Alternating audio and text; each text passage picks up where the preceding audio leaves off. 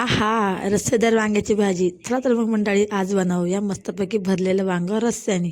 सगळ्यात पहिले तर मी 4 वांगे घेतले, त्यांना कापून घेतलं. त्याच्यानंतर कांदा, टोमॅटो बारीक चिरून घेतला आणि लसूण पण बारीक ठेचून घेतला. शेंगदाण्याचा कूट घेतला, त्याच्यामध्ये हळद, लाल मिरची पावडर, धना पावडर आणि चिकन मसाला पण घातला. तो ऑप्शनल घालू शकता किंवा नाही पण. वांग्यांना चिरा पाडून घेतल्या आणि मिठाच्या पाण्यात टाकून दिलं. नंतर हे सगळं मिक्स करून घेतलं आणि वांग्यामध्ये मसाला भरून घेतला. बोंबील पण मी टाकले होते, जर तुम्हाला असं टाकायचं तर काय हरकत नाही, पण बोंबील जर टाकले तर चव एकदमच भारी लागते, एकदम भन्नाट गावाकडची. बोंबील फ्राय करून घेतले आणि कांदा पण मस्त गुलाबी होईपर्यंत परतला. वरतून लसूण आणि टोमॅटो पण घालून घेतला, सॉफ्ट होईपर्यंत शिजवून घेतला.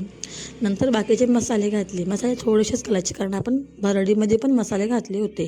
वरतून वांगे ठेवायचे आणि वरतून उरलेली भरड पण टाकून द्यायची. पाणी घालायचं, एक उकळी काढायची आणि झाकण ठेवून द्यायचं. थोड्या वेळाने वरतून झाकण काढून मीठ घालायचं, कोथिंबीरने गार्निशिंग करायचं. इतकी छान भाजी होती ना का एकच नंबर, अस्सल गावरान चव लागते. चला तर मग मंडळी पटकन सबस्क्राईब करा, रेसिपी आवडली असल्यास आणि रेसिपी नक्की ट्राय करा. बाय.